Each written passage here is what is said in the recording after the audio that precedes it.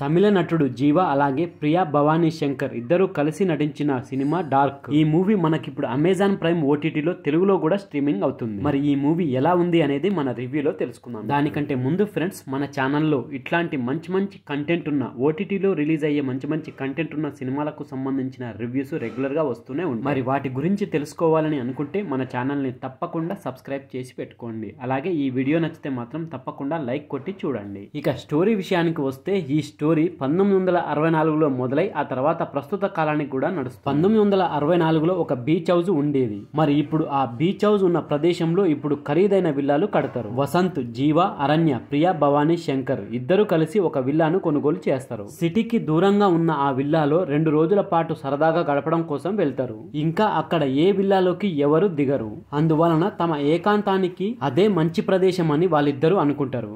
మరి అక్కడికి వెళ్లిన వాళ్ళకి తమని ఎవరో రహస్యంగా గమనిస్తున్నట్లుగా అనిపిస్తుంది. ఆ విల్లాలో వారికి విచిత్రమైన అనుభవాలు ఎదురవుతూ ఉంటాయి. తమ విల్లాకి ఎదురు లైన్ లో మరో విల్లాలో లైట్లు వెలుగుతూ ఉండడం చూసి వసంత్, అరణ్య ఆశ్చర్యపోతారు. వాచ్మెన్ కి కాల్ చేస్తే ఆ విల్లాలోకి ఎవరు దిగలేదని చెబుతారు.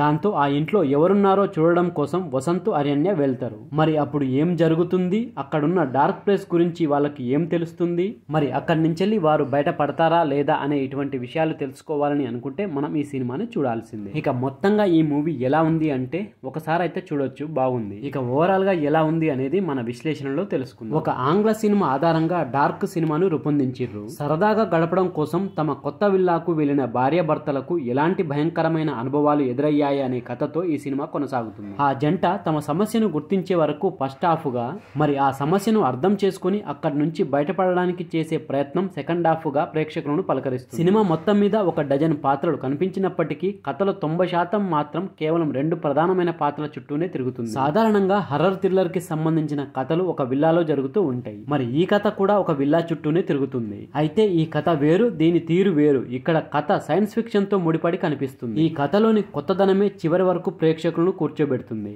ఈ స్టోరీలోని సైంటిఫిక్ అంశాన్ని అర్థమయ్యేలా చెప్పడం ఒక ఛాలెంజ్ అయితే, దానిని ఆసక్తికరంగా అనిపించేలా స్క్రీన్ ప్లే చేయడం మరో సవాలు. క్లిష్టమైన ఈ పనిని పూర్తి చేయడంలో దర్శకుడు సక్సెస్ అయ్యాడనే చెప్పొచ్చు. 90% కథ ఒకే లొకేషన్ లో 2 పాత్రల మధ్య నడుస్తూ ఉంటుంది. కొన్ని సన్నివేశాలు రిపీట్ అవుతూ ఉంటాయి. అయినప్పటికీ బోర్ కొట్టకపోవడానికి కారణం ఈ కథలోని ఇంట్రెస్టింగ్ పాయింట్ అనే చెప్పాలి. ప్రైమ్ వీడియోలో ఉంది కాబట్టి ఒకసారి అయితే ట్రై చేయొచ్చు మీరు కూడా. ఇక స్టోరీ, స్క్రీన్ ప్లే ఈ సినిమాకు ప్రధానమైన బలం అని చెప్పొచ్చు. క్లిష్టమైన పాయింట్ ని అర్థమయ్యేలా చెప్పడంలో దర్శకుడు పనితీరు మెప్పిస్తుంది. అలాగే ఆ పాత్రలు పోషించిన జీవ, ప్రియా భవానీ శంకర్ నటన ప్రేక్షకులు రియాలిటీకి దగ్గరగా తీసుకుని వెళ్తుంది. పౌర్ణమి రాత్రులతో ముడిపెట్టిన దర్శకుడు కథను వెన్నెల్లో నడిపించిన విధానం అయితే హైలైట్ అనే చెప్పాలి. ఇక శామ్ సిఎస్ అందించిన సంగీతం ఈ సినిమాకి మరో ప్రత్యేకమైన ఆకర్షణ అనే చెప్పాలి. స్టోరీతో పాటు ప్రేక్షకుడు ట్రావెల్ చేసేలా మనకు బీజిఎం అయితే సాగుతుంది. ఇక ఫైనల్ గా చెప్పేది ఏమిటంటే, సాధారణంగా సైన్స్ ఫిక్షన్ అంశాన్ని టచ్ చేయడం అనగానే ఒక రేంజ్ గ్రాఫిక్స్ ను ప్లాన్ చేస్తూ ఉంటారు. కానీ అసలు గ్రాఫిక్స్ తో పని లేకుండా మొదటి నుంచి చివరి వరకు ఆడియన్స్ ను కూర్చోబెట్టొచ్చని నిరూపించిన కథ అయితే ఇది. కేవలం 5 కోట్లతో నిర్మించిన ఈ సినిమా 50 కోట్లు వసూలు రాబట్టడానికి కారణం ఏమిటనేది సినిమా చూస్తే అర్థమైపోతుంది మనకు. సో వీలైతే ఒకసారి తప్పకుండా చూడండి. సో ఫ్రెండ్స్, ఇది డార్క్ మూవీ రివ్యూకి సంబంధించిన వీడియో.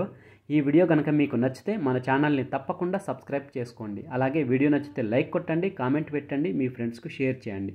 Thank you friends. మళ్ళీ ఒక మంచి వీడియోతో మీ ముందుకు వస్తా. అంతవరకు బాయ్.